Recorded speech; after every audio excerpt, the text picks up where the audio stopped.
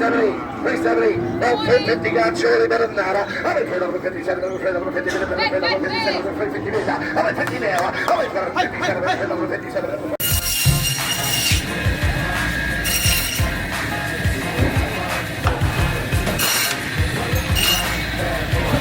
Oh, mate, don't say that.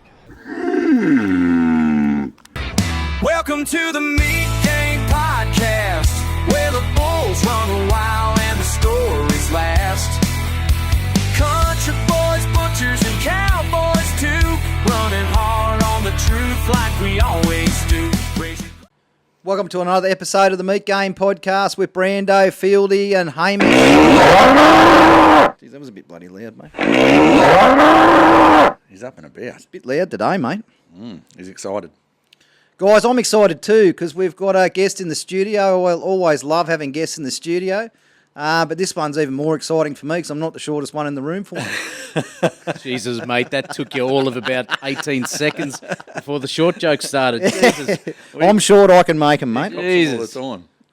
But I cop them all the time, mate. Usually I'm the victim of them. It's good to be able to put a bit out for once. So. For sure.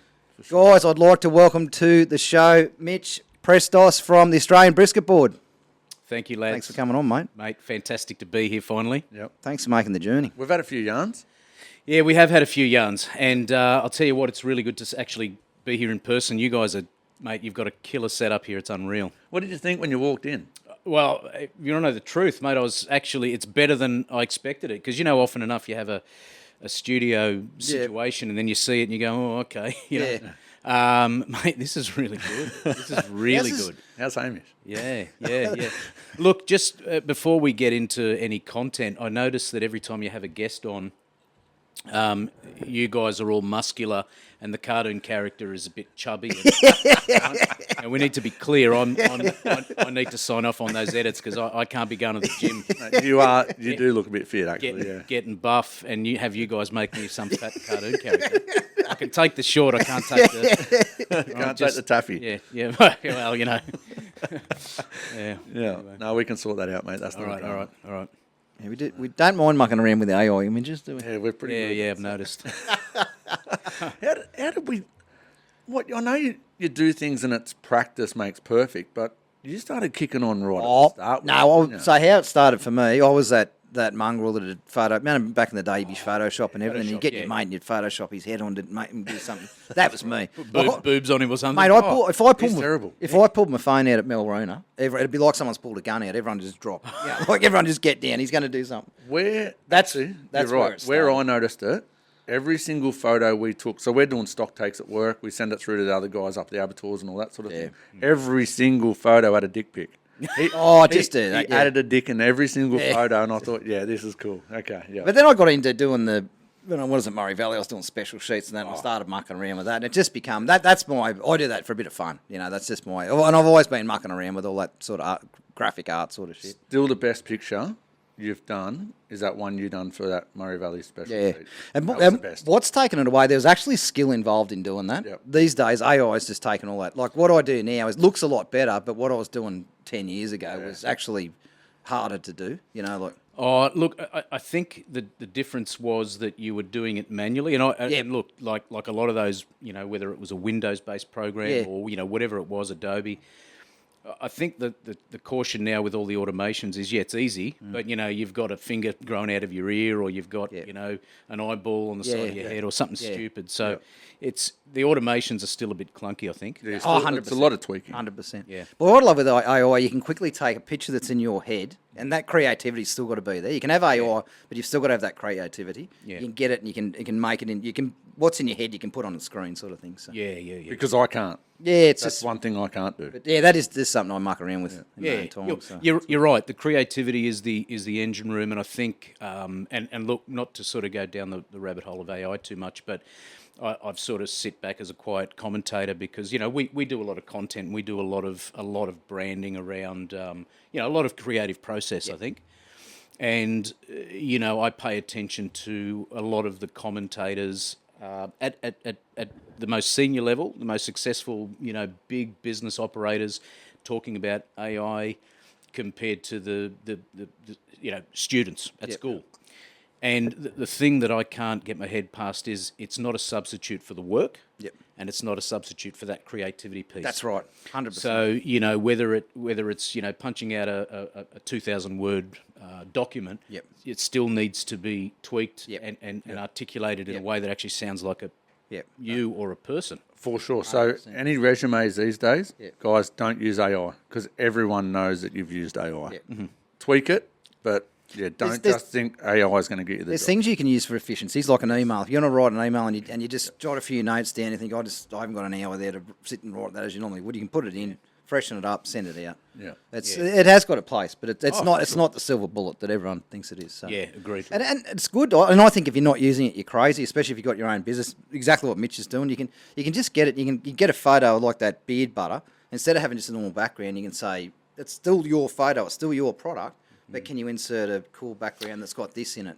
Yeah, It just gives it that background. Yeah, it just gives it that proper advertisement look, Yeah, agreed. So I think that, if you've got a business and you're not using it, I think you're going to get left behind. Yep. I don't think it's optional these days. I think it's whether you're using it to write emails, but if you can use it to make your day go a lot quicker, or you can fact check things, you can. Yeah. If you hear something, you think that doesn't really sound like that oil, that oil thing I was talking about on Monday. I thought that sounds crazy. That doesn't sound right. You can fact check things, and it comes back with exactly why it happened, and it's good like that. Got it.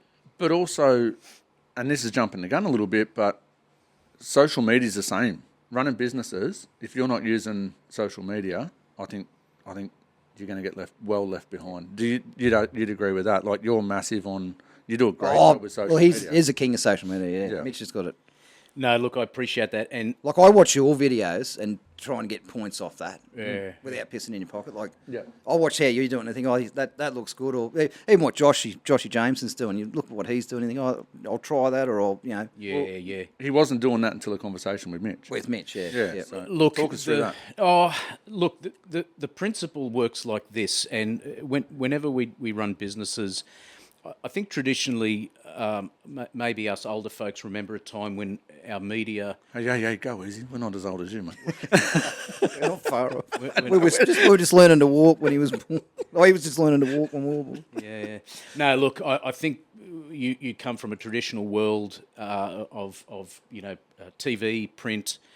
The old catalogues you'd get. So that was the form of advertising. So you knew that someone was running a sale when it hit your letterbox, or it was on the TV or the radio. Is that what that was for?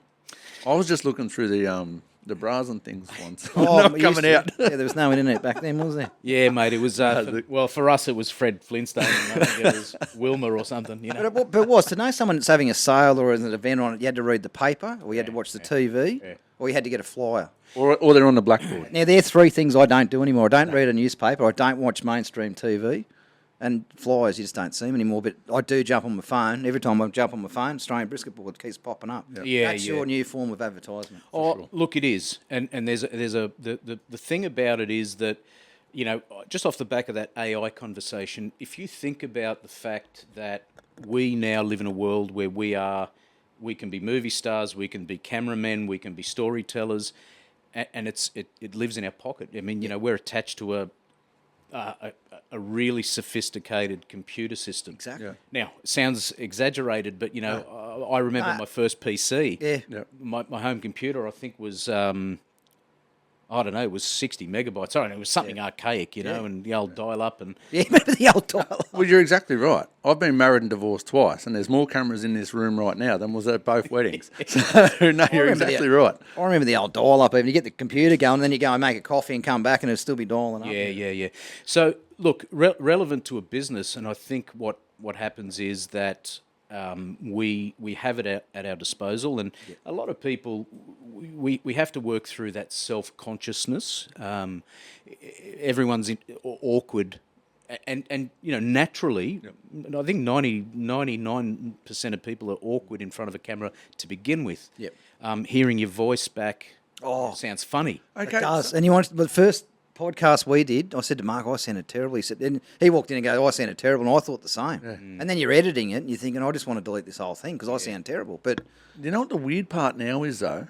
I sit there and I watch all of ours on YouTube, and everyone asks me, is it weird watching yourself? And I go, No, it sort of doesn't feel like it's me. It doesn't. No, I was about to say, You reckon? I get the same thing. I watch it. So I've edited it. When you're editing, you're not watching it as such. You look at all these different things. When you sit down and actually watch it on YouTube, it is like watching another two people I know and I watch on TV, but I don't know them sort of thing. Yeah. And look, and you're looking at it from a critical point of view because you do assess. You do. You're looking for mistakes. You're Yeah, looking for what you can do absolutely. better, yeah. That's massive. I watch it. That's the only reason I re-watch them after I've edited them, because I'm Yeah. looking for something that we can do better. I'm not looking for what looks good. Don't have to worry about the things that are good. You change. You're looking for the things that where you're mucking up. Look, there's two elements to that, and if I say that for anyone that's able to get past that, and it's a confidence thing, it's a self-consciousness thing. If you can get past that, and even just consider to yourself that, how do I tell the world about my work, my product, my brand? The other part of it is the consistency. And I think we get a little bit too caught up in the measure. So the measure is the likes and the views and the interaction. And I take a lot of inspiration from people that are on YouTube today or on social media with millions of people following, who actually for the first 5 years were doing it to 100 people following them, or 50, with 2 likes. And I think the resilience and the consistency, and it's like when we go to the gym.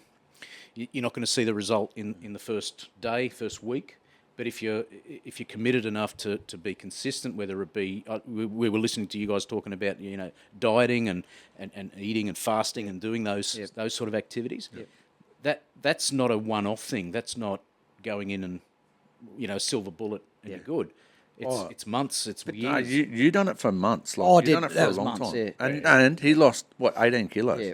But just getting back to that social media thing, I think anyone that's doing what you're talking about, Mitch, don't get too caught up in the likes. Look at the views. Oh yeah. Because I can pump a reel out there, and it might. This is in the first, and this happens quite a lot in the first the 5 time. minutes. Yep. You might have 2 people have liked it, but 250, 300 people have watched it. Yeah. You think, I don't care how many. Like, if it's great that you like it and the support, but you think 250 people saw that in the last 5 minutes. Yeah. That's awesome. It's reach. It's the reach, exactly. Yeah, Yeah. reach. Look at your views, not your likes. Yeah. So I reckon, and you can tell me if I'm wrong or not, but we were getting pretty wrapped up in only 6 months. Oh, analytics. Yeah, we were doing our heads in. Analytics. Talk about head noise. We were getting ourselves head noise, looking at analytics, trying to work out, this was down, that's down, let's change everything because something was down that week, One person said something. One person says something negative, so we're going to change the whole. I reckon the last probably month and a half, we've stopped.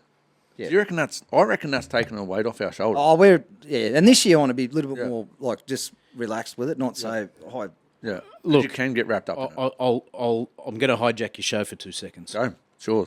So, the work that you guys are doing to promote an industry that you work in, Yep.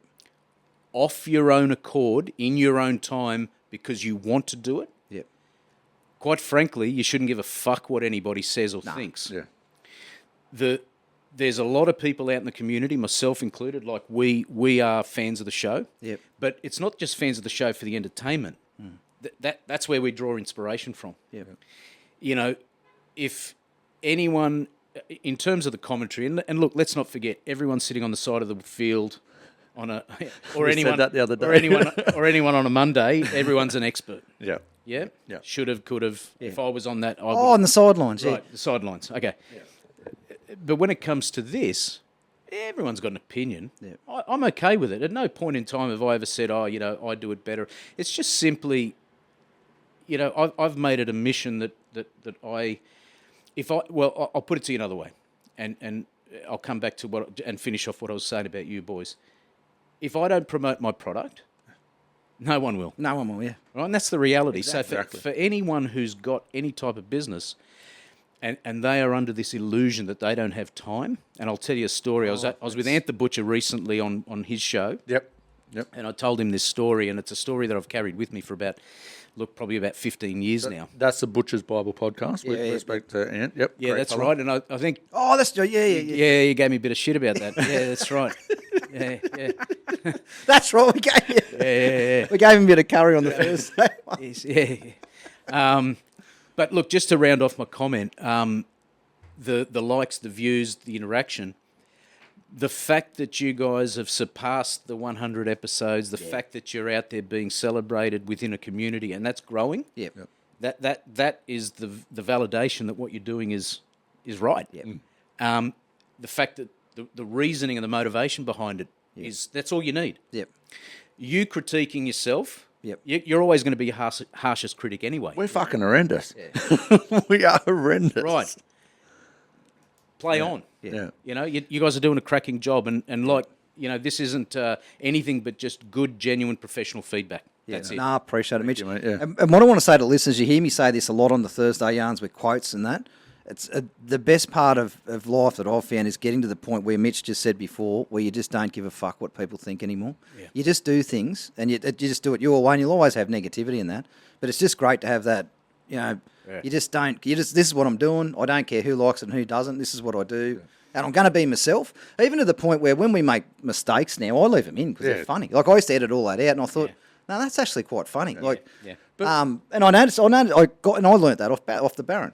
So he makes stuff ups on his podcast, but he doesn't edit them out. Yeah, and he's I'm thinking, what made you laugh the whole way through? That was his mistake. You know, when I think the phone went off or something, his camera went off or something. But he just carried on and all the yahoo about it. And I thought I would have cut that out. And I thought leave that in because that's authenticity, isn't it? Like, it is authenticity, and that's as humans what we relate to. Exactly, relatable. Yeah. And if someone has if I make a stuff up. And everyone has a laugh about it. Like, I got up one day, turned around, I had a bloody big wedgie, and I left it in there. I thought, that's ridiculous. You left it in the footage or the wedgie? No, he left the wedgie in as well. I tried to cover it up. I just sat back down again. I thought, no one will notice. And I was editing. I thought, champion, you've got a wedgie. And I thought, no one will notice. So I edited it. I left it in. I thought, no one's going to notice that. I left it in. I posted it. It was probably half hour later. Christy rang me up. She goes, nice wedgie, mate. But I thought if everyone has a laugh out of that, I'm okay with that. Play on. He doesn't mind showing his arse cheeks off either. Yeah. And it did look pretty good. If you got it, flaunt it, you know. That's what it's all about. But no, thank you very much, mate. We appreciate that. That's awesome. Good. But in fairness as well, our two harshest critics are ourselves. Yeah. We are. And we haven't had bugger all bad feedback. No. To be fair. I'll put it out there, not just for you guys, but for anyone who's in this space, wanting to do work, wanting to promote, whether it be themselves, their brand, their profile. You can be your harshest critic. Yeah.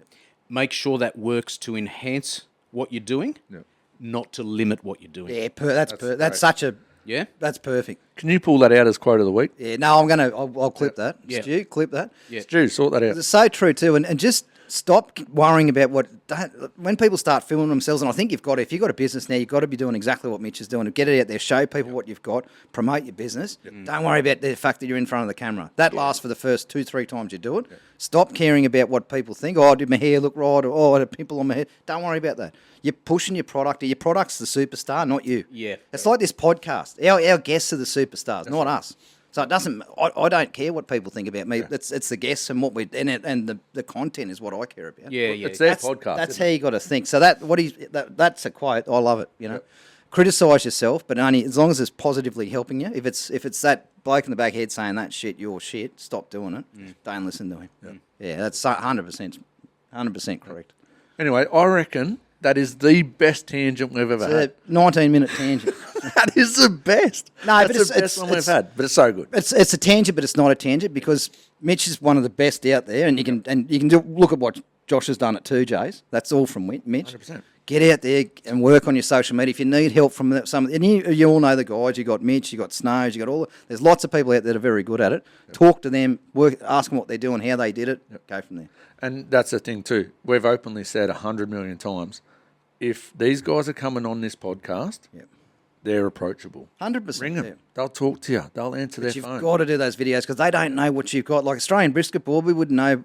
Does he just do them, or does he do big ones, or does he do massive ones at the MLA? But the only reason I know is because every time I go on Facebook, boom, there he is. You know, showing us what he's doing. That's exactly right, and we'll come back to it. But you're doing some really cool shit right now. I am very, very, very excited about what you're doing. Yeah. But anyway, we'll come back to it. Yeah. No, we've always got something cooking. So, 2026 is a really exciting year. 2026. 2026. That come from Joshy. That's it. No, it's a bit of a segue. I said to my kids, what did the doctor say to 7? 6, 7. Anyway, sorry, dad joke, kids. yep. Oh, yeah. 6, 7. Cut that. Edit that out. No, we're leaving it in, mate. It stays in. My kids will be going, Dad, you are so cringe. Yeah, good. Yeah. Yeah, no, mine did the 6, 7 thing. I thought, don't even go there. I'll just keep walking. Like, I'm not interested. I don't understand. I don't understand it either. I'm not. Talia's got kids at so Talia's a preschool Another teacher. tangent. Yeah, and she's got 3-year-old and 4-year-old saying it. Yeah, I don't know. It's I don't know. Anyway, sorry about that. No, all good. Corporate is your background. Yes, mate, yes. How did you get into to making brisket boards? Yeah, look, it wasn't a straightforward path. So I spent, and we've had a couple of just brief offline conversations about this. So my background is a lifetime in corporate retail. Yep. So by definition, high volume corporate retail. Retail is the largest employment industry in Australia, retail as a whole. Yep. What sits at the pinnacle of that, so at the very, very top of that, in terms of volume, in terms of turnover, in terms of staff numbers, revenues, profits, are the likes of Woolworths, Coles, and 100%. That general industry. Yeah. So it's an industry that I grew up in. Grew up in the sense that was my first after-school job as a casual. I worked the first 12 years of my career in produce, so fresh produce operations. Yep. And literally, the old Greeks and the Italians teaching you how to polish apples. Literally the difference between the craft in merchandising, the way you would turn a peach to get the right blush on the right display, stacked in the right way. Yep. But look, I spent probably collectively out of almost a 30-year career, probably 2/3 of it managing fresh food operations. Yep. So the understanding of meat, the understanding of produce, the understanding of, whether it be seafood. Yeah. Perishable product. Perishable, volatile. Yep. Mate, you are, if you, and look, I'll say it openly, if you can manage those industries, you can just about, rewire a rocket for NASA. The complexity is just different. Yeah. So the clock's ticking, isn't it? With all that. Oh, look! Before it gets to you, mate, the clock's ticking before. Mate, you are juggling. We could talk about stock weight, yields, shrinkage, moisture content, use by dates. You'll have blown packets. You'll have all. Yep. The list goes on and on and on and on. Now, the sort of business, to put some scale on it, I think as an 18-year-old, I was managing $30 million a year businesses, yep. And trying to manage people twice my age, yep. Team of 8 and 10. Yep. I think by the time I was 40 or late 30s, managing, $760 million businesses. Right. Now, I want to ask you something. What was easier? The massive amount of staff and the big turnover, or the little turnover and the little amounts of staff? The smaller ones are the hardest. I've said the same thing. What have I said to you? Yep. I brag about the place where I sold the most meat in my whole career. I said I brag about the number, but I said, the other thing, the easiest job I had, same job. Yep. I think, look, so that just to put some scope on, there's a complexity that goes with the big jobs, the big turnover, the big amount of staff, heavily regulated. Yes. And that was my comment. I think I made the comment to Ant, and I said to him, I don't get too involved with any social media engagement interaction when it comes to talking shit. Yep. I avoid it, quite honestly. But, every now and again I'll come across a video and they're talking about plastics and timbers and, you can't use and it's not food safe and all that sort of jazz, right? And that's okay. Like everyone, yep. Yep. It is what it is. And I've come to accept that. So my mission isn't to go and correct the world. If you want to believe that, mate, you knock yourself out, I'm okay with that. Yeah. Every now and again, I do throw a little comment in here and there, just to sort of pull back to some facts. Yep. So look, understanding and being properly, educated and qualified in food science areas, and then, as I said to you, general food safe principles. That to me is second nature. Yep.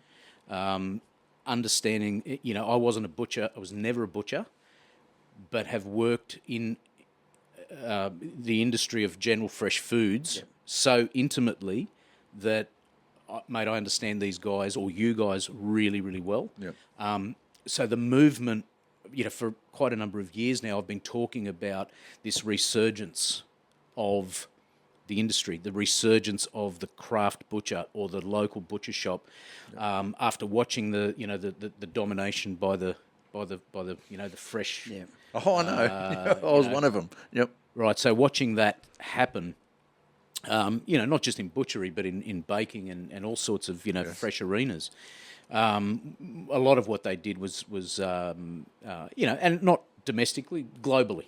Yep. Just atrocious stuff. Really, really mismanaged it. So seeing it come back and being handed over to guys like yourselves who are running, the meat operations, I take a lot of inspiration from, passionate butchers, who love their craft. That to me is, mate, that's unreal. It's coming back, isn't it?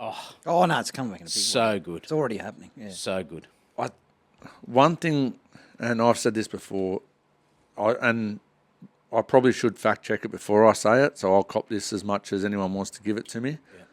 Yeah. I remember the days when we had to we had to get rid of all the chopping boards out of the shops. Yeah. We weren't allowed to have a chopping board unless you were bashing cutlets out. Yep. It's the only time you could have one. Yep. Right? That was a food safe. Well, I tried to get everyone to go to discussion. metal, didn't they? And they tried it down on bone and rooms as well. Oh, maybe metal in the bone and rooms, you're probably right. But in the butcher shops, they made them have the white plastic boards. Yeah. Or the different coloured plastic boards. Yeah. Well, mainly the white. So in the butcher shops, it was mainly the white. And what drove that? Sorry, I've cut you off there. No. You So, the problem with that was, so a lot of shops spent a hell of a lot of money getting stainless steel stands, obviously, or benches, and then they had to have the white boards on them. That cost every business a hell of a lot of money. Then they went back and found out that the boards, just like this one, actually held less bacteria than the white chopping boards. And the white chopping boards, you don't get microplastics. Yep. What would you rather have in your body? A tiny little bit of wood or a microplastic? No, well, they couldn't. But the bacteria level, I think. Oh, bacteria was terrible, but they couldn't go back on their word. Well, they can't. They couldn't, no, because But they've how's the spent so much bacteria money. going to be any more on that wooden chopping board? And you less. could do a swap. That's what I mean. It got proven less. Yep. But they couldn't change it back because it would have sent everyone broke. Yep. more than that. So the evolution of food safe practices, so best practice in the food safe and food science areas, really started to get what I would call more sophisticated. It wasn't really until the 90s. Yep. Okay. Well into the 90s is when... Late 90s. Well, more so in the late 90s. Yep. But around the early to mid 90s, we started to switch on as industry. Yep. When the regulators came in and they made those changes, remembering that, to broaden that scope, outside of the commercial aspects, the driver wasn't the susceptibility to the bacteria as much as it was the care and cleaning routines. So, I can still smell the sanitizer and the bleach at the end of the day in the butcher shops, washing those benches down, pulling the mincer down, cleaning it up, in the bench top and soaking boards. Yes. Yep. You can't do that with wood. No, that's right. Now, what happens is this. If I'm going to spend X amount on a board, I can't leave it in the sink. It'll perish, it'll buckle, it'll warp. That's right. So what happens is the management of that bacteria level, the lack of management of that bacteria level was what led to some of those decisions. Yep. Now, they did overshoot the mark and they did get it wrong. Bacteria scientifically can't survive on that board for 24 hours. Whereas on a plastic board, it will continue to grow. The concern, and look, some of the social commentators on the sideline, and this is where we get into the experts, right? The experts, the fucking TikTok experts, right? Yep. I saw it on TikTok. I've never been more educated on TikTok. Thanks to TikTok, I know how to fucking eat well. I know how to save money properly. Yeah. I know how to split atoms. I know how to do every fucking thing because I've never seen so many experts come out of the woodwork until I found TikTok. Thank God for TikTok. I was on the Poppy Cup the other night, and I know we've got rules, Brandon is the best at it. I'm not so great at it. If you've cracked a beer, the phone doesn't work. He's good at it. I've got to do it, otherwise you get all sorts of Anyway. messages off me. I had a run at a bloke the other day on TikTok. Telling me at midnight that I love you. I'm one of those. Yeah. So I just no phone. When you're drunk, no phone. He's better at it than I am. Anyway, I was on the Poppy Cup and this bloke was talking about different grades of steak and all this sort of stuff. Anyway, all of a sudden Mark gets involved and I deleted it later, but I had a run at him. Yeah. But they've got to be careful. So now the flow on, and just to close that out about being more sophisticated, it wasn't that we can't go back on it because we're going to cost the industry more money. A lot of the learning then started to lean towards what is the weakest link in the chain of that business running. And if the weakest link is that cleanup boy that comes in, then we have to target our practices around the weakest link, because that's the worst case scenario. Hey, you were right. Just one sec. You were right. He talks more with his hands than what we do. You're very good at it. We're pretty bad at it. You're very good. It's one thing you notice when you film yourself. I do it a lot. And I didn't know I did it my whole life. I didn't realise I does it every video. You talk and you. He's sitting there pissing himself. I'm the same. I'm very. That's very good. I don't write anything down. I just purely. We just sit there and go like this. I fiddle with it. Yeah. Anyway, sorry, mate. I've interrupted. All right, so this is why everyone's so clear from me, because I'm waving my arms around so much. I do it too. Righto. Anyway, tangent done. So a lot of that is based around, as industries go, as regulators go, it's always going to be worst case scenario, weakest link, and then it's sort of settled on that, and we got on with it. But people's perception in the general public, and I still read it, still in 2026, I'm still reading comments from people saying, oh no, you can't use wood, and I just think, fuck. Yeah, drives my gears. I just tell them, do your research. Yep. Fact check. You can do your research on it. Yep. I'm not going to argue with you because you're wrong, but go and do your research so you can see that you're wrong. So I've got one at home. I've got a really good chopping block. I got it out of Tanamba Butchery, bought it, and I'm trying to do it up very, very slowly. Really good, massive, old school board. Send it up, mate. We'll sort it for you. I should do that. Yeah, we do restorations. Yeah. I should do that, actually. Anyway, so what I do, I cut all my meat up on it, muck around with it, and then what I'll do, I'll flour it, and then I'll metho it, and I'll light it up. And that lighting it up gets all the bacteria out. I used to do it once a week in a shop. Yeah, wow. Light it up. Interesting, The smoke alarms didn't like it, but yeah, sure. That's what I used to do to get rid of the That's interesting. bacteria. Well, there's lots of really good techniques. I can't say that I've used that one, but, Anyway, so what got you into making boards? Yeah, great question. So when I came out of that corporate world, and I think for me, I spent some time burnt out. Yep. I was burnt out. I was in a hole. That hole was dark, and what kept me, one of the things that kept me sane, was cooking, because I love cooking. Yeah. Love it. It's culturally it's in my background. Grew up with it, and just creativity, the flair. I've always enjoyed it. Yep. And during that time, I found myself not being able to. I wasn't satisfied with what I could find in the shops to serve, to use. A lot of imported stuff, a lot of cheap and nasty type of gear. Just for the record, I was a corporate retailer. I wasn't a woodworker at all. Yeah. Like zero woodworking skill. So the initial phase. There's three of us. Well, the initial phase of the business was that I was outsourcing to local woodworkers. Yeah. Okay. I'm the business guy. Yep. So there's a craft, and look, if you think of it this way. I'll use the example of butchery. There is trade butchery. There is craft butchery, or the craft of butchery. Yep. And then there's the business of butchery. Yep. And they're very different. Exactly. Board making is the same.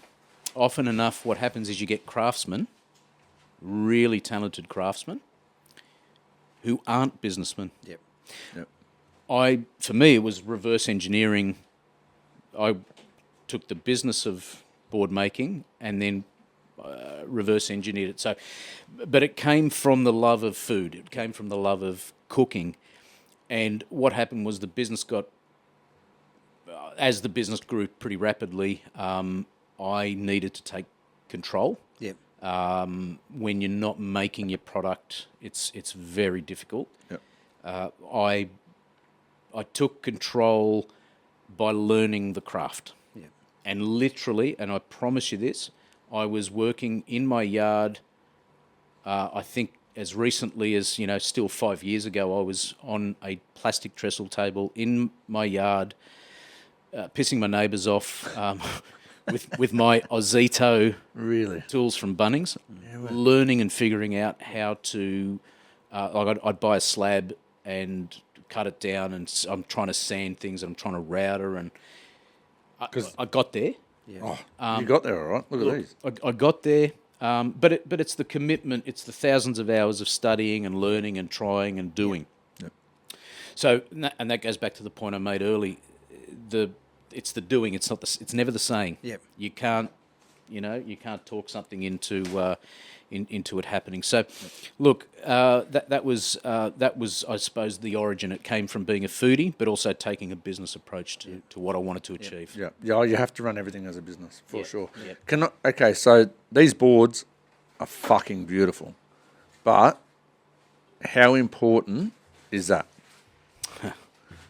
Because that's the main part. Yeah, brand is everything. Yep. Brand is everything. Brand is everything. 100%. It's an interesting thing. Look, if I said to you that we went from the business operated for 2 years before the Australian Brisket Board product came to be. Really? So I was doing, we were doing chopping boards. We were doing, cheese boards and serving boards. We operate a gift brand, so that was getting a heap of momentum. Yep. We still operate that gift brand. It sits in the background, just quietly doing its thing. The brisket board came to life, and if I said to you that we went from an unknown, never heard of before, to being a fully fledged brand that was recognised nationally with stockists within probably 8 months. Yep. We had, thousands of sales. We had people, it was just bonkers. Yep. Social media, web presence, the whole lot. Yep. And that's that doing part. That's that getting shit done part. Yep. I can overthink it, and I can pick it to pieces, and I can wait till the planets line up and it's perfect. But the reality is, sometimes you just got to get on and do it. You do. You just got to start. You got to do I it. got told by another podcast to just start. He said, you'll probably fuck the first 3 up. He said, we didn't even air our first 3. He said, but just do them. And he said, the only way you'll learn is by doing and then stuffing up and learn from your mistakes. It's the same thing. But you've got to start. But just start. If you don't start, nothing's going to happen. Absolutely. So what we started on, this is probably the 3rd, 4th, 5th iteration of our boards. If I go back to the early phase, and there's a funny story around, this thing just exploded. It absolutely went bonkers. But the question about the brand was that it was something that needed to look and feel right. And it does. It complements a board. It just fits in with the board, doesn't it? And even to the point now, if I see a big board, the first thing I look for is an Australian brisket board. You just do it without knowing. I agree. That's branding. Yep. Is what does that. It is branding, and look, it's no lie. If we fast forward from that scenario, we're not that far off from touching 100 stockists around Australia. Wow. Our stockist network, that still represents less than half of our total business. So e-com is really strong. Yep. We're doing some work in the international space at this stage. There's a few things that are sort of a bit variable, so I won't sort of go too deep into that. But look, as recently as in the last 24 hours, in real time, in the last 24 hours, we've We've been speaking with people in Texas. We've been speaking with people in Nashville. Oh, wow. We had an order from New Zealand yesterday morning. So a butcher's block on a trolley with, Beautiful. you know, A 2J's trolley? 2J's trolley, yeah. Yeah, good. Geez, they look good. So, you know, we had a guy, I think it was maybe 4 days ago on TikTok, you know, reach out and say, hey, can you help me with some advice on how to do my business, you know? Yep. So, you know, we're having chats with people just in all parts of the world, and, you know, we're just getting warmed up. Yeah. Yeah. No, but the main reason why I asked that is because of late, I reckon probably in the last sort of 2 months, I've noticed, doesn't mean it hasn't been happening, but I've really noticed that a lot of your videos are showing you putting that brand on. Oh, well, you've got to. You've got to finish with the That's what made me brand. realise it. And it looks great. It looks unreal. Yeah. I'll put a few of those videos up there, guys, but you always finish with the brand. Like that. Yeah, it's good. It's good. Yeah, that's right. That's right. So what the last thing people see is that brand. isn't it? Yeah, absolutely. And that's how you start a brand. You keep posting more and more videos every day. Do it religiously daily, and all of a sudden, like I said, I see a big brisket board now. The first thing I'm looking for is it one of Mitch's, you know? Yeah. Because I'm used to seeing that brand all the time. Look, it's a recognition, but what it does in the long term, and this goes back to what we said earlier about businesses actually representing themselves on social media. Yep. What happens, the long-term byproduct of that activity is that you build authority and you build trust in the community. You know, I'll be the first to say that we make as many mistakes as any business out there. Yep. Yep. I've got a really, strict is an understatement. Yep. Strict policy when it comes to the way we manage customer service. I'm fanatical about it. Yep. Because there's nothing worse than a business or an organisation who doesn't take responsibility and passes the buck and tells you as a customer to, you know, the hoops that you have to jump through to. Yep. We get none of that. So people are forgiving if you make a mistake, as long as you're prepared to own it and do right. Just do the right thing. Yep. And we do that every time. And if ever we've missed it, it's because we've literally missed an email that's gone to spam and someone's got the shits with it or whatever, you know. But I'm a strong believer of that, and it comes back to you in spades because it becomes trust. Yeah. So. Yeah. Oh. Couldn't agree. And that trust comes back to your brand. They see that brand, they trust it. Look at Nike. It's exactly. Yeah, exactly. You know, people buy it. That's only got to have that brand. They don't look at the shoe. They don't look at the specs. They just look at that. Oh, that's a good brand. I'll buy it. You know? Yeah.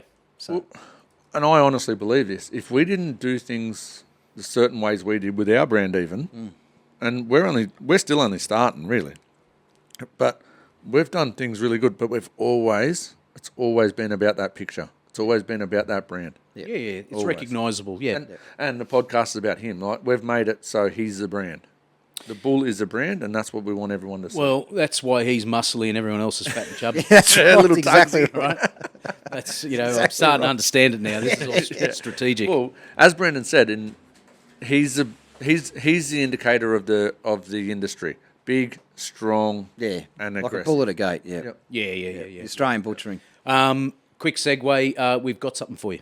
Oh, really? Yes. So you didn't have to bring presents, Mitch. Yeah, well, you know, I heard you weren't getting a lot of love, so we brought something for you guys to have a bit of a play with. I appreciate that. So let's see if we can get this right. Looks good. Is that heavy? Looks heavy. That is heavy. Like the 2J stuff. Heavy means quality. Yeah. Oh, look, it's, you know. Oh. So apologies, we've done a bit of a job here with the foam beanies and whatever else. Wow. So there you go. So that's yours, That lads. is off its lemon spread. That is awesome. I will show the punters.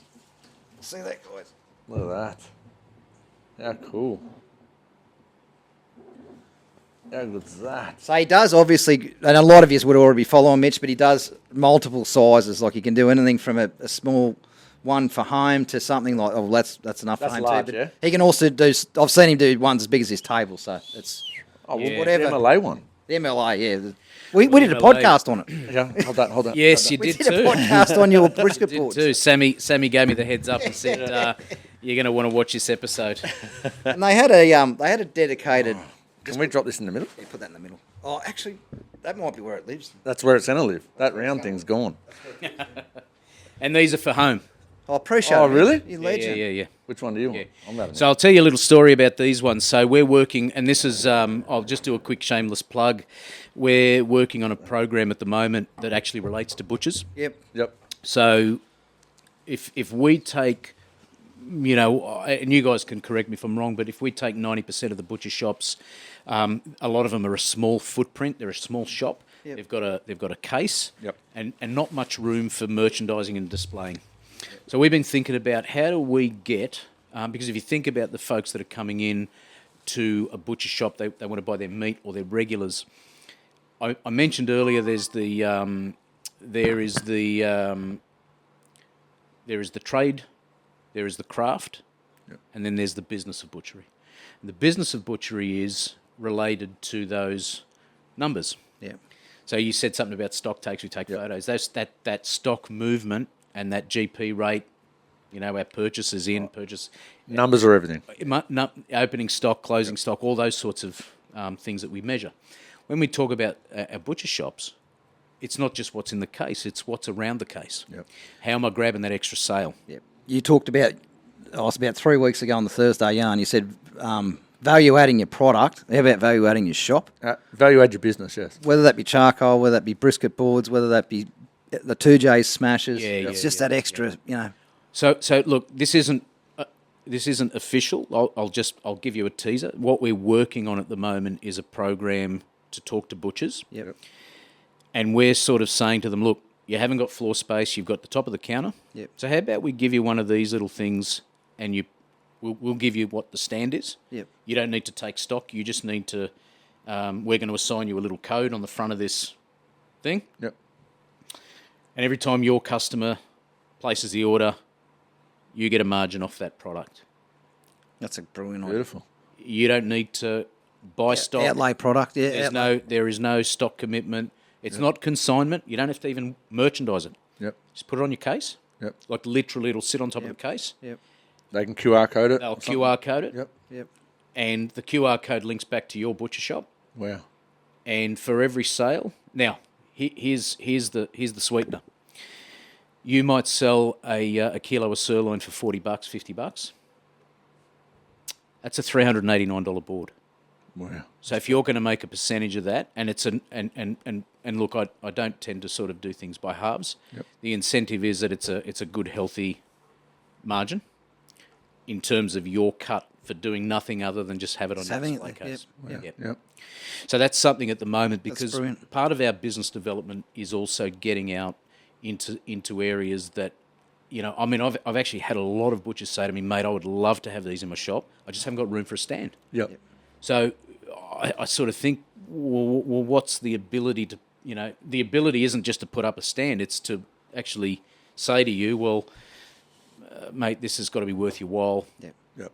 commercially speaking. Yep. So the business of butchery. The business of butchery And is... it is. That, like, room will be one thing. Another thing they'll tell you is, I don't want to buy 6 of them or 10 of them. I'll spend $2,000 or whatever. Yep. I don't know when I'm going to sell that. Yep. Which they don't. It looks cool. It's like that. It looks cool and that. But I know the Scotch fillet I'll sell it that week. But I That's just don't right. know when I'll sell it. So if they can, it's like a consignment. They're not having to outlay. I think it's brilliant. Look, as I said to you, it's a shameless plug. It's just relevant to that board because that's the size of board because it's not imposing. Yep. I mean, this is something that you can't display in a small butcher shop. That on you can, yeah. on a tabletop. It's look, it's a purpose-built stand we're developing with all the data in the front. So the old point of sale type stuff where we slide in the little glossy thing with the QR. Yep. That's something that's in the pipeline right now. So hopefully roll out soon.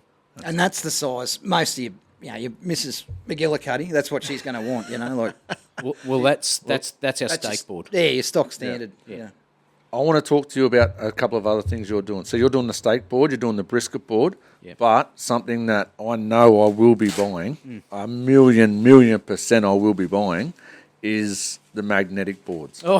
How does that happen? How do you do that? Oh, the knife board. I saw that. That's The crazy. magnetic knife board. I'm yeah, gonna good. put that up. That's cool. Well, there's and the you knife thought of that. board. Yeah, well, look, there's the knife board, but are you talking about the barbecue board with the magnets? Yes. Barbecue board. No, I was talking the knife. You know, Yeah, we did the knife. Oh, he no, yeah, the he's got a knife. stand for the board. And he turns the Yeah, stand up and he puts the knives on the. That was pretty cool. So just on that, so we put out a prototype. Literally, just we made it a few weeks ago. Did a video last week and got a pretty good response. Oh, that was a on it. good video. And the way you talk yourself through it, I'm the same. He said, when I think of a knife board, I don't know, should it be in a block or should it be magnetic? I'm the same. Oh, knife I've block. bought Yeah, so okay, many gotcha. knife boards because I changed my mind. I think I don't like that. Or I don't like it. Yep. It's We have been asked. I promise you, we've been asked that many times, and I always say, it's in the pipeline. The reality is, I can't make my mind up as to what I like. I'd be the same. Because I don't. I picture my kitchen, and I'm thinking I'd never mount anything. Yeah. And I look at the big ones, and I go, well, I don't need 7 knives, 8 knives. No one ever uses 8 knives. No. This case is now the next. So that prototype was 3 knives. For probably a good 2 or 3 years now, we've been asked about knife blocks, and the only reason we've never done knife blocks is I've never been able to settle on a design that I'm really happy with. Like, every time I think of a knife block, I always think about, what would I like to see on my kitchen bench? Should it have 2? Should it have 3 knife holders? Should it be a block? Should it mount to the wall? I don't know. I can never make a decision. We've got a prototype. We do chopping boards really well. So, tell me what you think. I reckon we might be onto something. What do you think? Because it was a bigger board, we're actually making one that size. Yep. And it will be 2 knives. We're not 95% of my cooks. Yep. I use 2 knives. 2 knives, yep. It's the chef knife and the paring knife Yep. for everything. Yep. We do the same in our Right. house. It's the same too. Yeah, unless I'm filleting a fish or Yeah. unless I'm cutting. Or you're doing a bread. brisket or It's something. stock standard every day of the week. Yeah. Those 2 knives. So it alleviates the need to take 7 knives off and find a spot for. No, it's the 2 that you're going to use on the board. You're going to use. I think it's So It's cool. cleaned up. What Mark's talking about is the barbecue board Yeah. or the camper board that's got the Yeah, knives. right. Got the magnets on it. Yeah, so he's got magnets in them. I don't know how he's done it. But he's got magnets in them, and when you're carrying your meat on the out, top corners, yeah. yeah, so you've got the meat right, and then you've got the tongs that magnet, and then you've got the knife that magnet. Yeah, right. Yeah. Fucking So unreal. through the power of editing, you've got a video up. No, just here. It's He about- usually puts it there. Okay, so you'll put a video up there. Yeah, I'll pop that up there. Yeah. That's unreal. With the high strength magnets that we've embedded in each corner, it's like having an extra pair of hands. The Australian BBQ board. Just quietly, this one is my favourite. This guy comes in and out, to and from the barbecue, because it's light, it's thin, it's got a nice deep channel, and it is super practical because with the high strength magnets that we've embedded in each corner, it's like having an extra pair of hands. Steak, chicken, whatever I'm cooking on the barbecue comes off, gets placed on the board, inside on the bench. It's right to rest, it's right to carve from, and pretty much the perfect all-rounder. All right, so the story of that's a very short and simple one. The camping board, so the Australian camper was the first version of that, and that was based upon I needed something that would be, so to qualify to go camping with you, it has to be light enough, thin enough, small enough to stow away. So that's the golden rule of packing to go off the grid. Yep. But it had to be practical. There's no good having the caravans that they have these little. You can barely make a sandwich on it. Yep. Right. There's no good coming out with that going. That's your camping. That's right. What am I going to put on that? Right. Yep. So, strategically made 500 by 300, and it's 25 mil thick. Yep. So it's light and it's small. Yep. The magnets were the part where I said, wouldn't it be cool? So, the internal conversation, wouldn't it be cool if I had something to click my knife and my tongs so that they didn't fall when I'm cooking out. I'm going to go past cool. Because you do that. I'm another one that needed. does it. I put the meat on the tray and the tongs and all the shit, and I'm putting it in. Something always falls off. Shit always falls off. 100%. Yep. So that's Needed. Yeah, so the version that came out, I don't know, a year later was the fact, or 6 months later after the first release, was that I was using the Australian camper at home. That's actually genuinely my daily board. Oh, it's going to be more. Don't worry about that. Well, the thing about it was I came in one night, put it on the table, steaks were resting, and we were getting ready to eat. Yep. And I've just got this look on my face. And my wife knows that look. She goes, "You got that look?" She goes, "What?" I said, "I got this all wrong." She goes, "What? What are you talking about?" I said, "This is called the Australian camper." I said, anyone who owns a fucking barbecue needs one of these things. Yep. Because I use it every day because it's got the magnets and it's light and I can carry it. I mean, these are fantastic. Don't get me wrong. Yeah. These are our bread and butter. Yep. But I use a barbecue board every day. Yeah. Oh, It's got the magnets and I can go in and out. So we shortened it up by 50 mil. So it's 450 by 300. Yeah. It's light. I've got one. I'll do a next video. level, man. I'll do a video. Oh no, next level stuff. Yeah. Yeah. I've got one at home that's been used for a year, almost every day. I'm gonna do a video on it to say this is how your board's gonna look after a year of use. Yep. Right. So this thing's still going strong. I mean, it looks worn, but a year on from getting a flogging, it's held up well. Mitch, if you've got one like mine at home, it gets flogged. Yep. So your ongoing maintenance, like if the punters bought a board and they said, like Mitch. Yeah, Board butter. Oh, look, there's two elements to maintenance. The first one is how you wash it. Yep. And how you store it. Yep. So, look, we get some weird and wonderful things happen in people's homes where, there's a little bit of recklessness or misuse or neglect. Yep. But look, rule of thumb is warm soapy water, dry it off, sit it up on the splashback, let air circulate. Don't put them in your dishwasher. Don't put them in the dishwasher. Oh God, no, and that's what. And the other one is just how you can condition the board. So this stuff here, we genuinely make it out of two ingredients. It's a food grade mineral oil and a beeswax. Yep. So it's very similar to boot oil, guys. So the way I'm reading it is it's the same as you've got a pair of leather boots. That's what it is, yeah. You just give them a wipe off and then put your butter on them, and you're all good. Yeah, absolutely. So you can Going get on the there, mate. You You can got a get bit of tech issues, eh? Yeah. Bit of tech. Mate, we're not as sophisticated as you guys. You're better than that. So guys, you can get the board butter. Yeah. So That happens on podcasts. See, on radio, you're not allowed to do it. Yeah. You can't have technical issues. Podcasters just keep going. Mate, it's game on. Just send it. Yeah, my techie didn't charge the bloody. Nearly shit himself. Waiting to fucking give the present. Talk too much. So that's it, guys. Don't submerge them in water. Don't put them in the dishwasher. Just give them a quick wipe off and just put your butter on them. And would you do that every time, Mitch? No, it's not needed every time. You'll see it. It might be weekly. It might be fortnightly. Yeah, same as your boots. Just depends on how heavily you use it. Yeah. It's that simple. Yeah. I'll be using mine every night. Yeah. But them magnets, that's game changer, man. Oh, because you know how many times, like you, either I drop it on the way out or I leave them in there, and then I've got to go back and walk, like because I do everything else. Oh, it always falls off. Yeah, the dogs will be there waiting for something to fall off. I've got two sausage dogs. They just follow. Yeah, absolutely. All right, we haven't even looked at this. We said we were going to wing it. How good? Yeah, perfect. How good? Collabs. We said about the MLA board. Yeah. You're doing stuff with Lawsy. You've done stuff with MLA, 2J. Obviously, the 2Js, that's unreal for you guys. Oh, what a great collaboration. I even seen a little sneak peek of something you've done with the under-season boys. Oh, look. The nature of collabs and the nature of, like, you would have seen me walking into Weber shops doing cook-ups. Yep. Okay. You guys would have seen me recently with the Taipans basketball team. I did see that, yep. And if you guys had a barbecue here, we'd be cooking on the barbecue right now as well. Yep.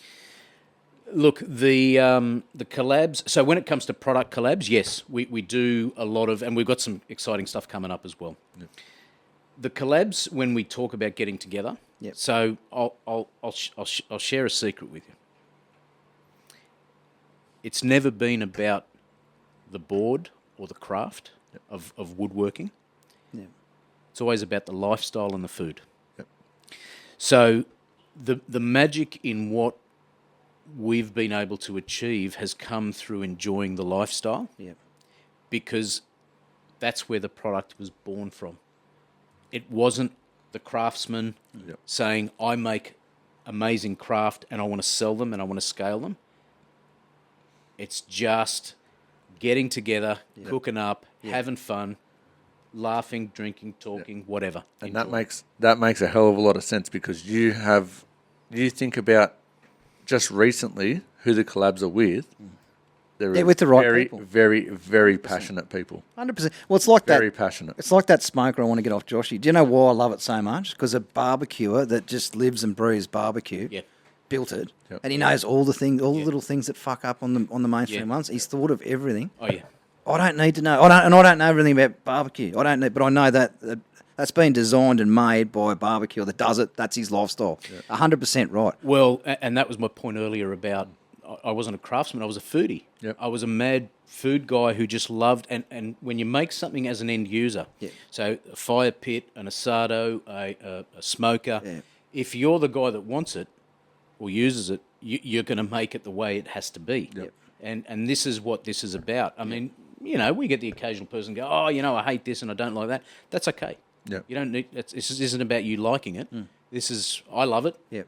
It serves A few other people that love it. It's just a few. How can't you love that? There's one or two others that don't mind it. So we're doing okay. But and look, Josh is a great example in terms of fire cooking. It's a complete. Oh, isn't it, Evan? And Jay Beaumont come out and said that. Yeah. He said the guys that do it well can do it well, but it's a tough one. Yep. It is a different monster.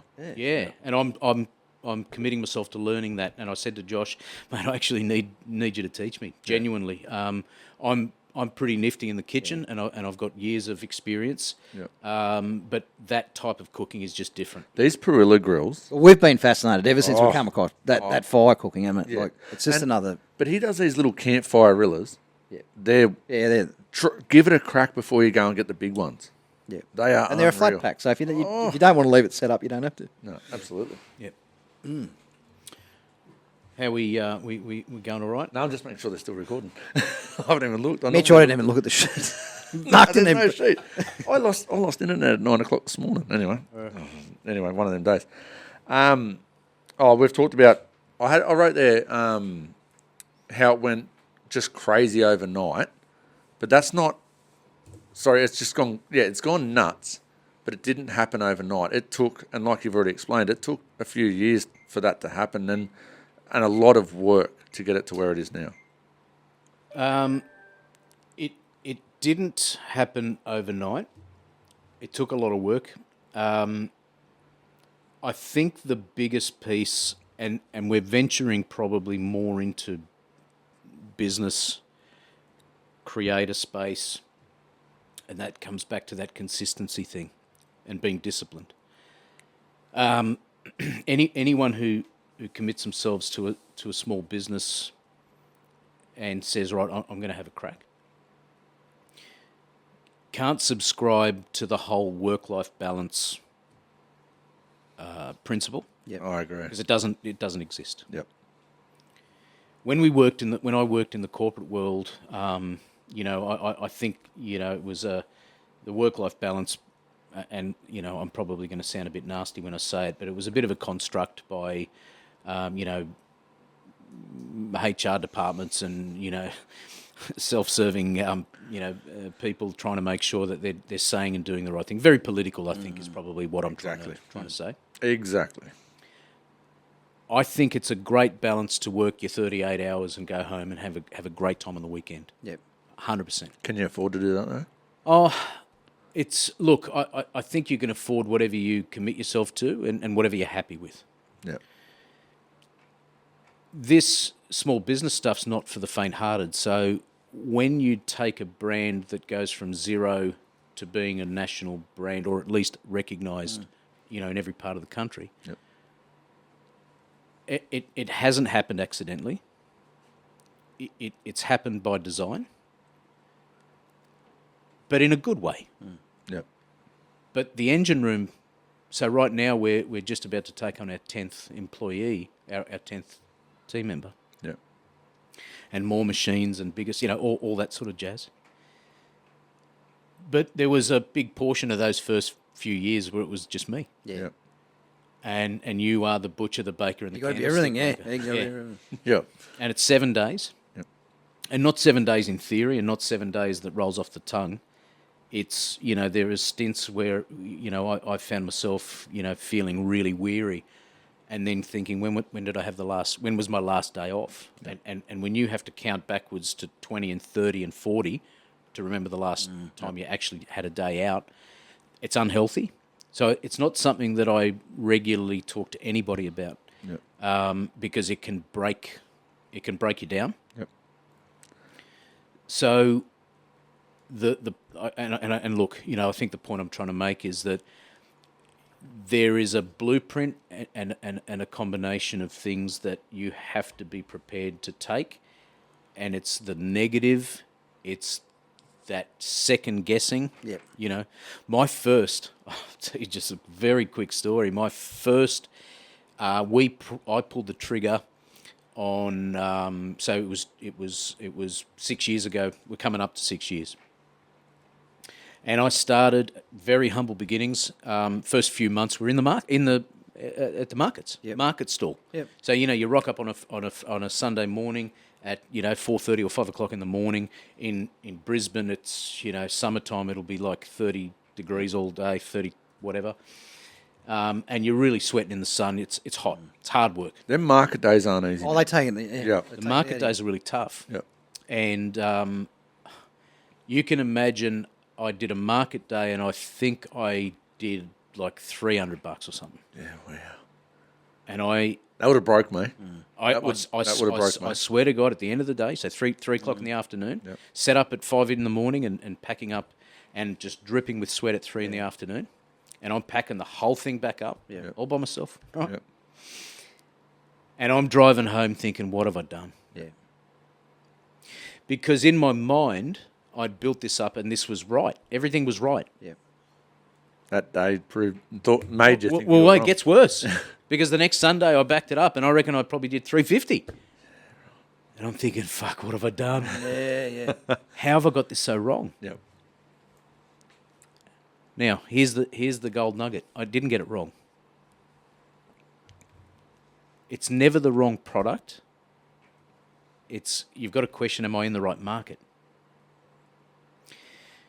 So after I did the 4th or 5th market, and they were all, I think the most I did was $500 or $600, whatever, right?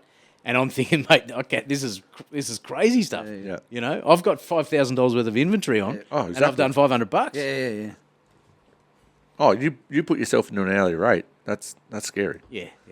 And that's look. That's, Don't even go there. don't even go there, right? Don't even go there. I changed venue. I changed tact, and I found and I did a pop up. Yep. In a shopping centre. Yep. Wow. Okay. I think I'd tripled my biggest day at the market in the first hour and a half. Yeah. Wow. That's cool. Yeah. And it was that reassurance that I thought, hey, so the bit that I haven't shared with you guys is that I spent time as a business coach and as a business consultant, and I'm giving out all this advice, mate. Yep. And I then felt like I fell on my face, and what I realised was I just needed to probably take a bit more faith in the same advice I was giving people. Yeah. Yeah. So the moral of the story for anyone who's having a crack is sometimes, have I got the right product, or am I trying to sell it in the right way? Yep. Or is it the product fault, or is it the wrong market? And for me, I had to remind myself that, is it an expensive board? Well, as long as there's people buying and driving Ferraris, then that's not an expensive product. That's right. Yeah. So there's always the right market. You just have to be in that space. Yep. Well, It's like that quote about the water. Yeah, exactly. Exactly the same Yeah, quote. that's exactly what I just thought of. Yeah, it was 50 cent. I'll put it up there now, guys. A bottle of water costs $1. at the shops, $2 at the gym, $5 at an airport, and $10 on a flight. It's the same water, but its value changes with its surroundings. Next time you feel undervalued, don't question your worth. Question where you are.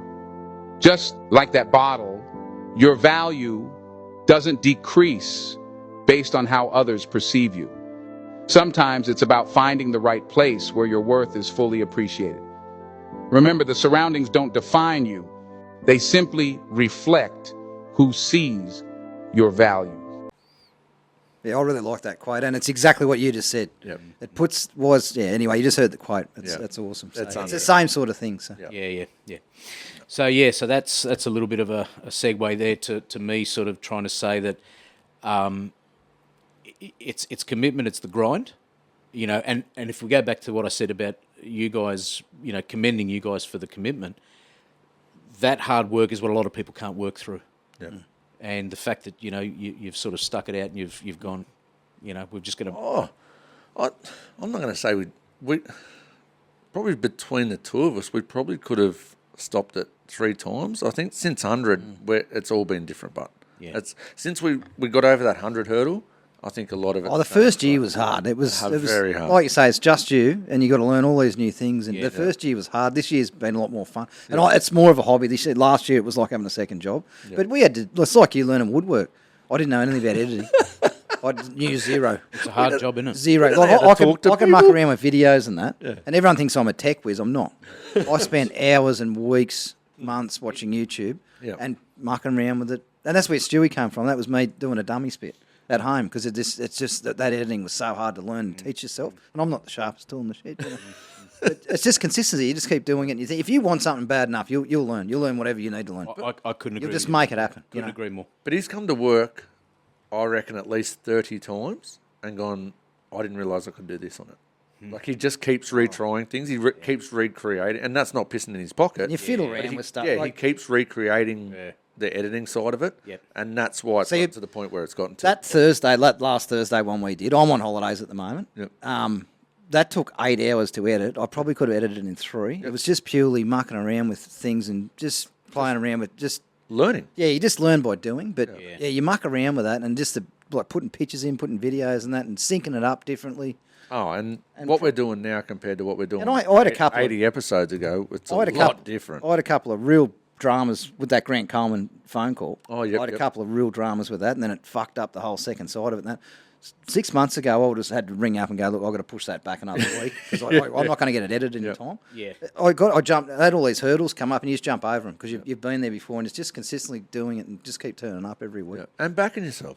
Yeah, but you just got to keep turning up. I think, just keep turning up and you think, why am I doing this? I'm getting bashed every week. Just keep turning up, and eventually. Well, look, what's the famous quote, or what's the saying? The only time you fail is when you stop. Exactly. So that's that's the ultimate failure. You sort that out too. Oh, there's a lot of quotes around that. There's a lot of quotes around that. The only time you fail is when you actually stop. The worst thing you can do is stop. Yeah. You only fail when you stop trying. As long as you keep going, you have another chance to win. Yeah. That's when you have failed. Agreed. All right, you ready for some questions? Yeah, shoot. How much notice have you had?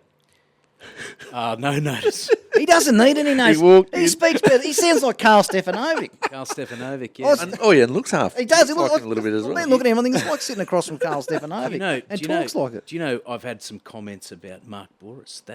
No, that's who I was going to say. No, because he was... because I really I listen to Mark Boris podcast all the time. Yeah. And I was thinking, The whole time. you look a lot like him. I've been sitting there and thinking, he dead set looks like he's in media, full on media, And we're not we talk about other podcasts, so let's go. But that Mark Boris one and that Carl Stefanovic one, get around him and watch them. I'll tell you what, I got a comment on Facebook it was a post or an ad, one of our paid media ads, and it's the one where I'm actually talking. I'm doing the product review and I'm talking about the board and this and that. And you can do all this, and some dude commented and said, Is Mark Boris selling brisket boards now?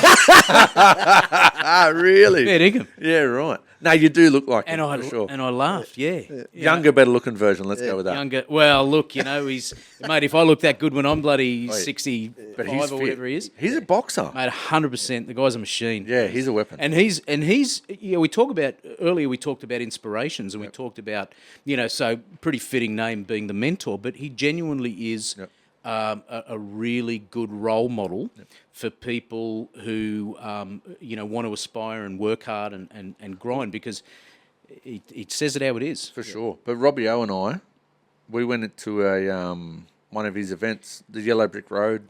Yeah, nights. actually, went and watched can we one of tag Mark in this? He's got one of our brisket boards. Oh, does he? Yes.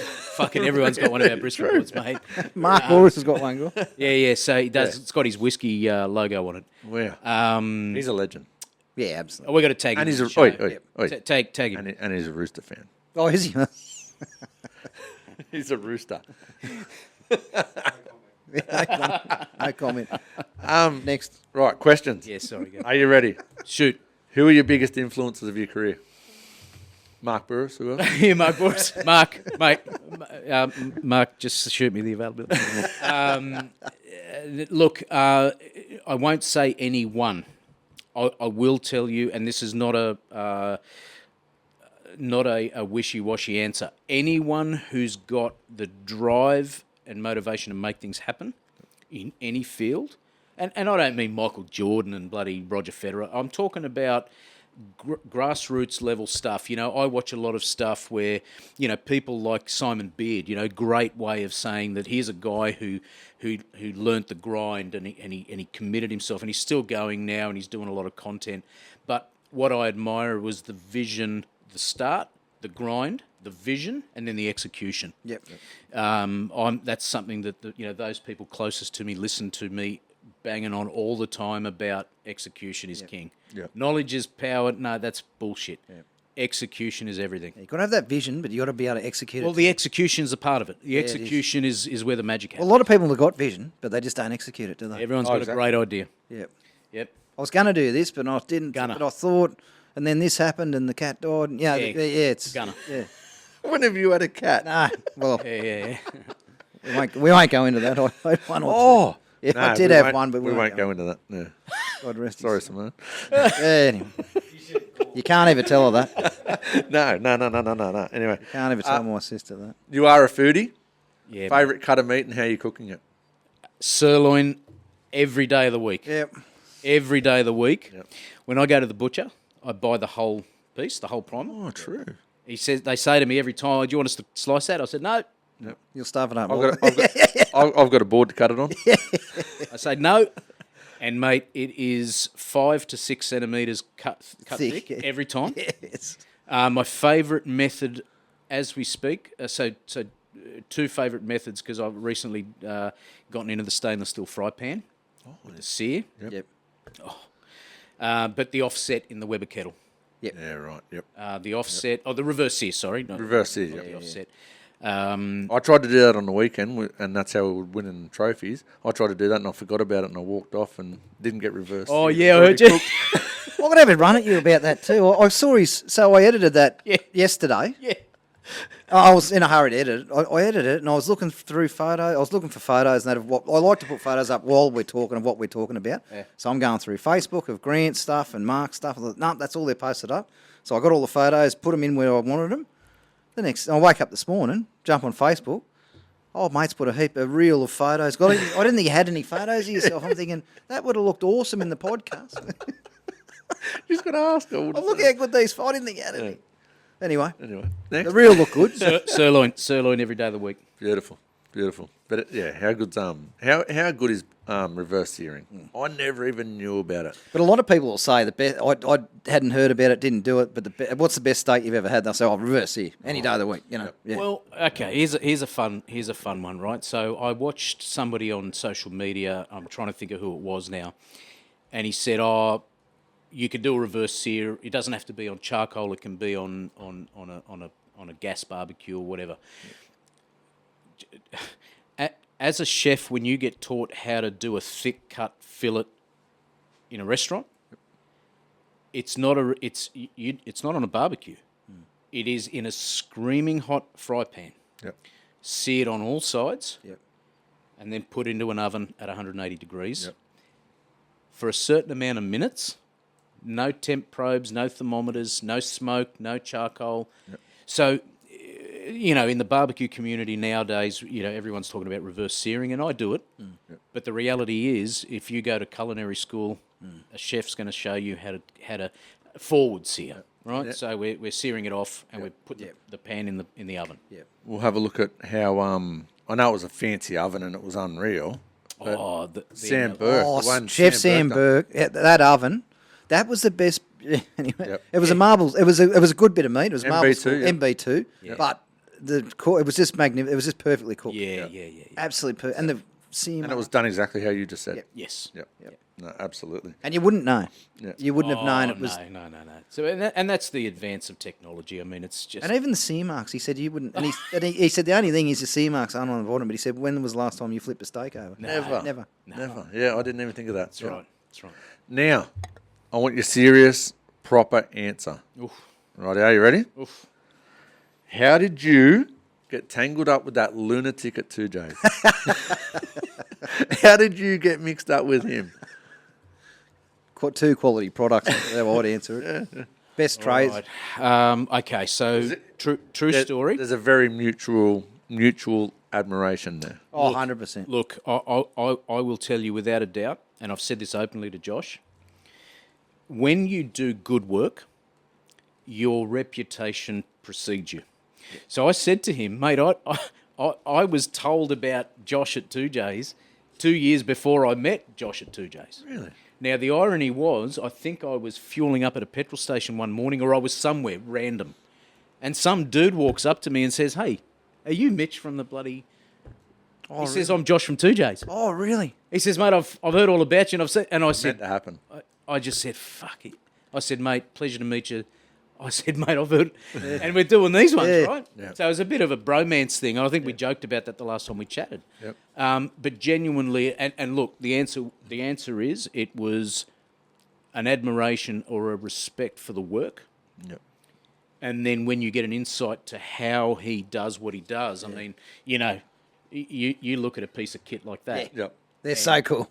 And you think to yourself, mate, there is It's just quality. It's heavy. You can Look at the welds on it. Yeah. It's amazing. And look, because geographically our workshops are probably 15 minutes apart. Oh, okay. That's handy. Yep. Oh, mate, it is when you walk through, it's unreal. Yep. To see it in action. Like we were able to capture some footage. So when Josh was sort of venturing into that social media space, same conversation. Yep. You've got the goods. You just have to share Show it with people the world. what you Just gotta got. Show people, How good it is. But all the way back to the start, when you're pumping fuel, Yeah. if you hadn't branded your truck, he wouldn't know about you. Yeah, He spot wouldn't have he would not have known it was you. Spot on. As soon as you saw Branding, that brand, everything. Billy Gibney, Yep. go back to that podcast. Yep. He's a massive, and everything he does is branded. Like He's got it on a he's beer. even got his own beer. He has a beer and it's branded. Yeah. Yeah, look, it is. There is a lot to be said, but that's the true origin story was learning about each other's product, brand, and craft, and then I think it was like a respect before we'd met, and then of course we didn't. It took all of 5 minutes, and we were we're having a good laugh. And Because you're about the same height too. I think that would have been helpful. Oh, they're my boys. Yeah, I'm with them. No, he's taller apparently. He actually he sent me a screenshot of a message that a mate of his had sent him. Yep. And he said, mate, because I had put up some footage of Josh and I cooking. We're standing next to each other. He said, mate, that chopping board guy makes you look like a giant. Yeah, right. And I said, He can get fucked. He's not getting the board. He's not getting the board. yeah, it was something along those words. Yep. Yeah, I'll let you fill in the blanks. We'd have to beep a few out, I think. Yeah. So there's only one word we beep out. Well, look, we recently if you take yourself too seriously, mate, forget it. Like 100%. So, we recently did that basketballer thing in Cairns, and I specifically said to the guys, the last shot has to be me standing on boxes or crates, right, next to a basketballer because, here's a 7-foot guy. I'm the same. If I come across a 7-foot guy and this has happened, I say, mate, I've got to get a photo with him. Yeah. Well, you do it with because everyone's going to have a laugh on it. You post it up. You have to. You do. But isn't life better? I used to take myself way too serious. Yeah, you and have life was shit. Isn't life a lot more fun when you can have a laugh about yourself? Yeah, absolutely. Laugh about your imperfections. But But I see a 7-foot bloke, I've got to get a photo. Yeah, absolutely. Right, are you ready? Yeah. This is a serious one. Oof. If you could talk to your 16-year-old self, what would you say? Yeah, don't take yourself too seriously. Yeah, perfect. Love it. Love it. Genuinely. Yep. Love it. Because not only at that age is everything so serious. It is. And you've got to be serious and tough. And, Well, you are at a point everyone's where got to respect me. Well, you're self-conscious. Yep. You're second guessing. You're self-conscious. And at that age, you are second-guessing. most self-conscious you'll ever be. You're second-guessing everything that's being told to you. Yeah. It's a tender age. And I've got 2 at home, and you're well aware of that, At 16, I think I would have said, chill out, stop being so serious, don't take yourself so serious, and just get on with it. Yep. And just do it. Yep. I agree. Yep. Could not agree more. That's awesome. It's one of my favourite questions, that one. I love hearing the answers. Yeah. Yep. And I come up with that question. I said it on another podcast, and I love that question because they were talking to this fella. He was in his 90s. He was dying. He was on his deathbed. Yeah. Very smart man, and he's just sort of coming out and talking about life. And they did an interview with him. They said, "What would you say to your 16-year-old self?" And he said, "Very simple. Everything's going to be okay." He said a lot of the stuff that you've stressed about your whole lifetime didn't happen. Yeah. Everything will be okay. So that's where that come from, and I love hearing all the different answers on that question. Good. It's so cool. Absolutely. All right, you ready? Number 5. What is next for you and the Australian Brisket Board? Just more cool shit. Yeah, look, I can probably answer that. I will share some stuff with you. So, where the business is now at a point where I feel as though we need to start to create a chronicle, some video, just start some, what's the word I'm looking for? It's probably starting to create not a documentary, but we want to start to create some footage of this. So, give you an example. We're doing, we're going to be doing a bit of work with some TikTok guys. So not TikTok influencers, as in Creators. No, not creators. Okay. We've been talking with TikTok, the platform. Oh, okay. Yeah. On some projects. Yep. So anything relating to so building a board is easy. So when you get those comments where somebody says, "Oh, mate, I could make one cheaper, and I can do." Yeah. No, and that's cool. You should be able to. So go and do it, champion. Well, yes, but no, you should be able to. Yep. Yeah. Right. The reality is, let's talk when you can knock out 1,000 a month. That's right. Yep. Right. I wanted to talk to you about that. I actually wanted to talk to you about that. When you were talking earlier about how hard it is and how much work it is, I've seen it firsthand. You had, and I wanted to compliment you on this, you had the perfect opportunity to meet some really, really important people, sit down, have a beer, have a yarn with some very influential people, right? And that was at Distillery Road. You couldn't hang around. He was too busy. Yep. His business was too busy to hang around. You were under the pump. You were proper. It was before Christmas. And he puts his business. Oh, that's right. Before Christmas, yeah, they were. Yeah, you were proper under the pump, and you still left your young blokes there, but you had to go back and man the fort. That was massive for me. I said to Christy, I said, this guy's a real deal. Yeah. You put it bluntly, you chose your customers before you chose a business. We've had so there's a no compromise approach to customers. Period. That's not even a and look, I could talk for hours about it. Scaling is the hardest thing you'll ever do. So building it is easy. Yep. Scaling is where the challenge is. Yep. And I remember I was in the workshop one weekend, so 7 days a week, right, on the tools. But I was on the whenever I used to work weekends, I'd be by myself, and I would have the headphones on, the masks and whatever. And I used to listen to Joe Rogan podcasts. Yep. And the only reason I would do it on weekends is because those podcasts go for 3.5, 4 hours sometimes, right? And I'll never forget, I was listening, one Saturday I was in the workshop listening to a Joe Rogan podcast. Elon Musk was on, right? And I'll tell you what, if he said it, if he said it once, he said it repeatedly during that segment. And you know how he talks in a bit of a funny manner. Oh, right? But he kept having to reiterate to Joe Rogan, the scaling of our operation was he said it's the hardest thing you'll ever do. And I was neck deep in the scaling part. Yep. It's exactly what you needed to hear. And and you don't appreciate building. It's the easy part. Yeah. Designing, it's the easy bits. Doing the marketing for it, no problem. Yep. Yeah. So how important was it hearing someone like Elon Musk felt exactly the same way as you did? Well, it creates a validation in your mind. Validation, I love Exactly. Because you think to yourself, yeah, shit, it is. Yep. I have, and I'll say it publicly and on record. I have managed teams through my professional career, teams of up to 2,500 people. Yep. Nothing to manage a shop doing $1 million a week with 200 people. Yep. I've got a team of currently 9. Currently 8. I'm number 9. Yep. I like that. He's number 9, not number 1. I'm not number 1. I'm like number that. 9. I love that.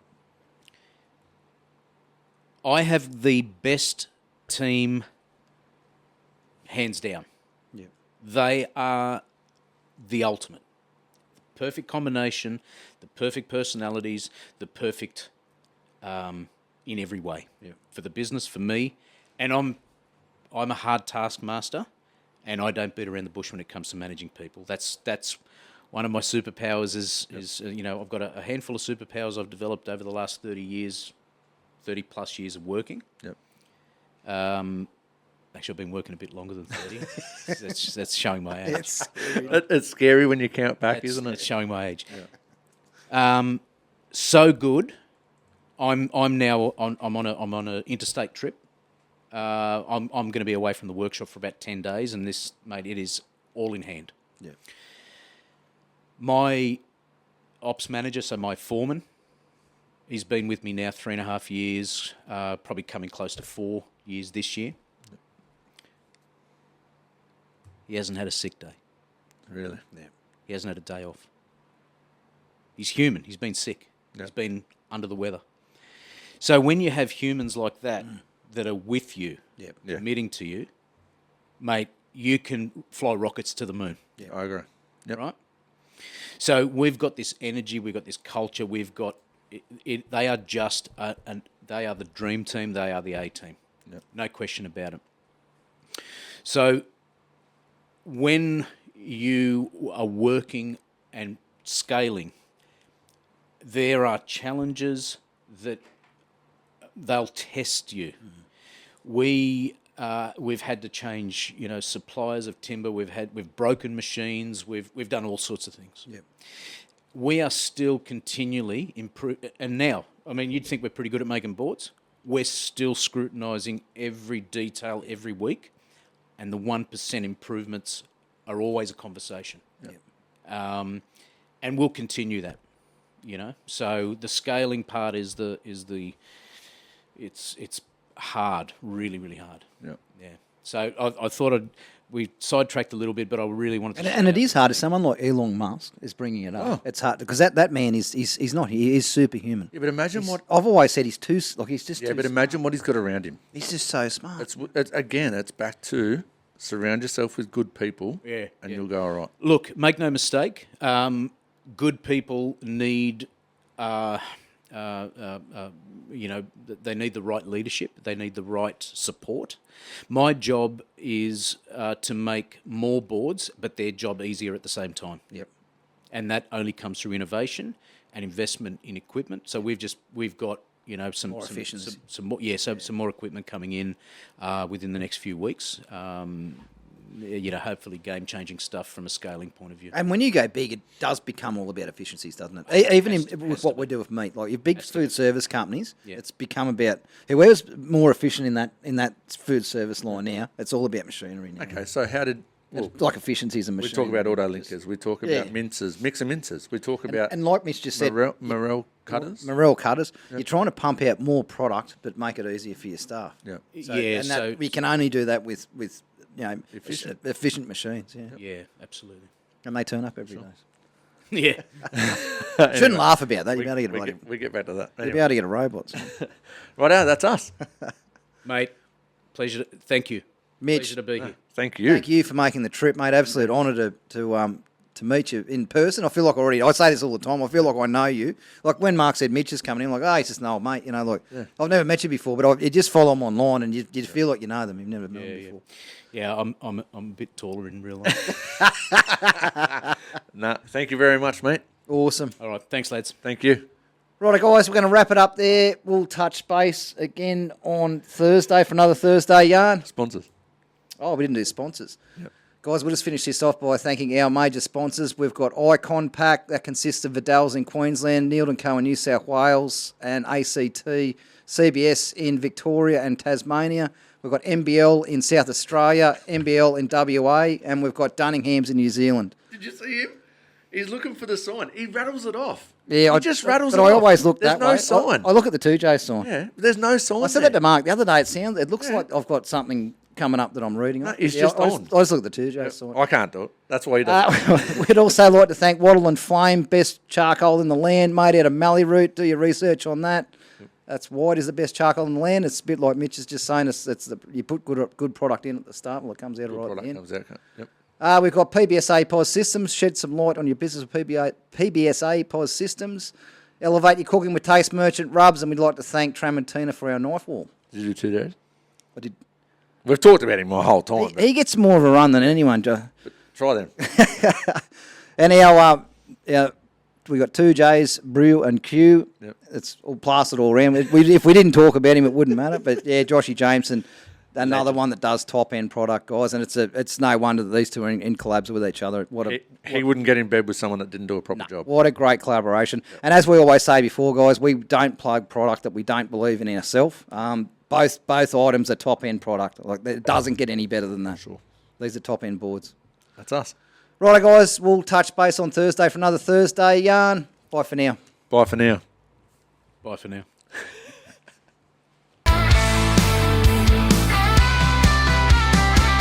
It's on the concrete, blood on the steel. I'm talking about a life that's raw and real. From the paddock to the plate, it's more than a trade. Sweat, grit, and muscle, how legends are made. It ain't just work, it's a way of life. Cut deep like a bone and knife.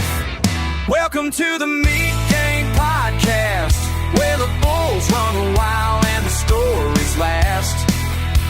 Country boys, butchers, and cowboys too, running hard on the truth like we always